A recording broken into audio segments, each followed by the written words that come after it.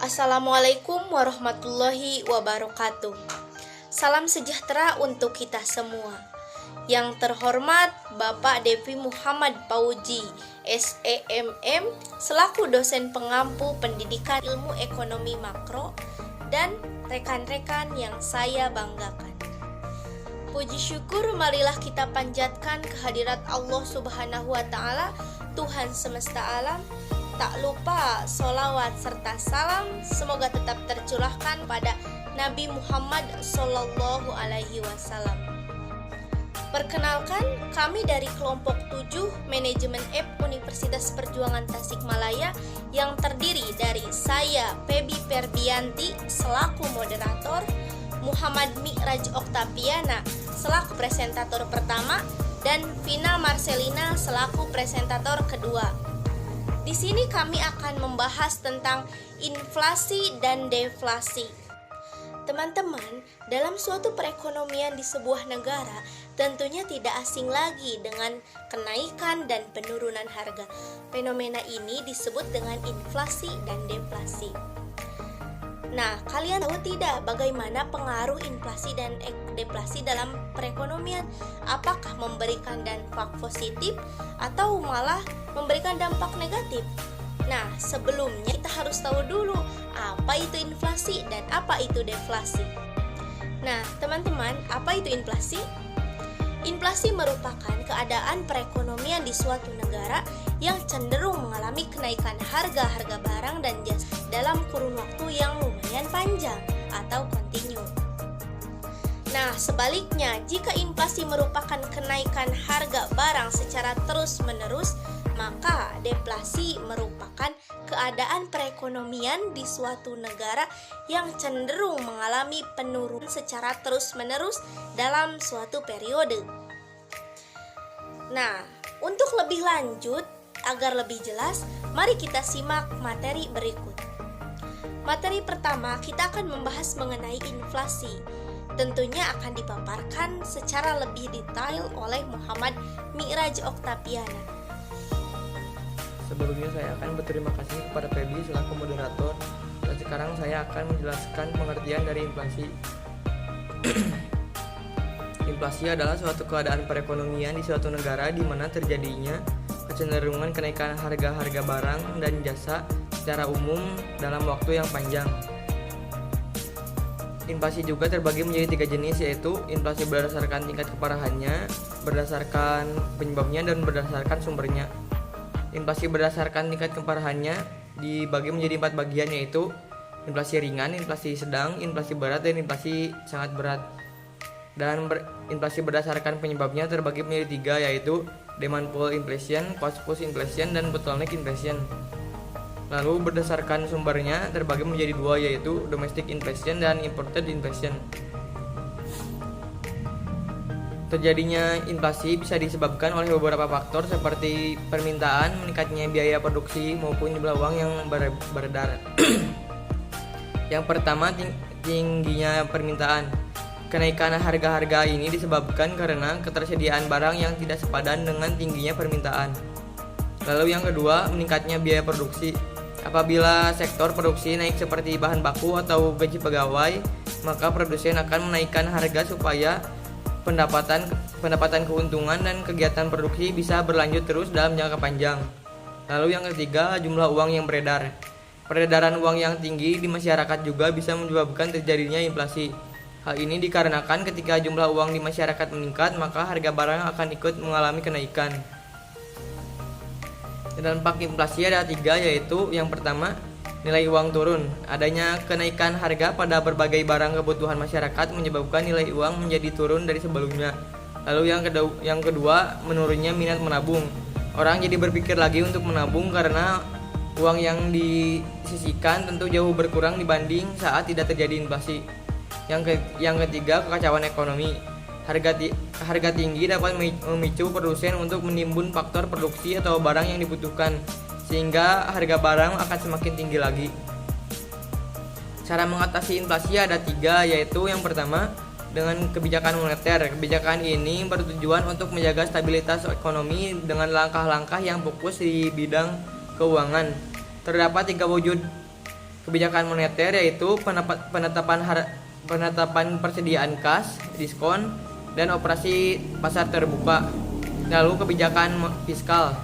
Cara mengatasi inflasi selanjutnya adalah dengan menerapkan kebijakan fiskal yang dapat mempengaruhi nominal pengeluaran pemerintah.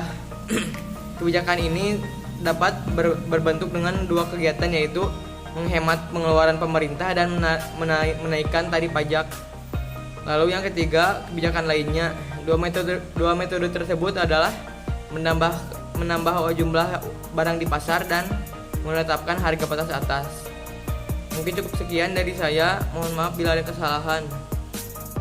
Terima kasih kepada Muhammad Miraj Oktapiana karena telah memaparkan materi mengenai inflasi. Nah, teman-teman, tidak cukup di sana saja. Ada lagi satu materi, yaitu deflasi. Materi deflasi akan dipaparkan oleh saudari Pina Marcelina. Assalamualaikum warahmatullahi wabarakatuh. Perkenalkan, nama saya Pina Marcelina. Saya di sini akan menjelaskan apa itu deflasi. Pengertian deflasi merujuk pada istilah perekonomian di laman resmi Otoritas Jasa Keuangan dalam OJK-pedia. Deflasi adalah keadaan yang menunjukkan daya beli uang meningkat dalam masa tertentu karena jumlah uang yang beredar relatif lebih kecil daripada jumlah barang dan jasa yang tersedia. Arti deflasi sendiri secara sederhana yakni ketika terjadi penurunan harga-harga barang dan jasa terus-menerus dalam jangka tertentu. Kebalikan deflasi adalah inflasi. Sekilas deflasi tampak menguntungkan bagi orang karena harga-harga barang dan jasa jadi lebih terjangkau bagi konsumen. Adanya deflasi adalah jalan yang dianggap bisa menghemat pengeluaran lebih besar dibanding sebelumnya. Jenis-jenis deflasi. 1. Deflasi strategis. Deflasi strategis adalah deflasi yang terjadi karena penempatan kebijakan mengenai pengendalian terhadap gejala konsumsi yang berlebihan di masyarakat. Deflasi ini terjadi karena kebijakan yang dilakukan pemerintah menurunkan suku bunga melalui bank sentral negara. 2. Deflasi sirkulasi. Pengertian deflasi sirkulasi adalah deflasi yang terjadi dalam transisi ekonomi yang meningkat menjadi kemerosotan perekonomian. Pada deflasi sirkulasi terjadi keseimbangan antara daya produksi dan konsumsi, sehingga menyebabkan harga barang-barang menjadi turun. Penyebab deflasi. Penyebab deflasi antara lain terlalu banyak barang yang sama yang diproduksi dalam satu waktu ini. Sesuai dengan prinsip ekonomi, semakin banyak pemasukan barang di pasar, maka harga akan semakin murah. Sebab 1. Penurunan jumlah uang yang beredar. 2. Persediaan barang yang terlalu banyak. 3. Kebijakan dari pemerintah atau bank sentral. 4. Terjadinya penurunan permintaan terhadap hasil produksi. Dampak deflasi. Dampak positif deflasi yaitu 1. Nilai mata uang menguat. 2. Kesadaran untuk menabung di kalangan masyarakat meningkat. 3. Meningkatkan perilaku hidup hemat. Dampak negatif dari deflasi. 1. Pendapatan perusahaan turun. 2. Harga saham anjlok. 3. Nilai investasi menurun. 4. Kredit perbankan turun. 5. Perubahan pola konsumsi.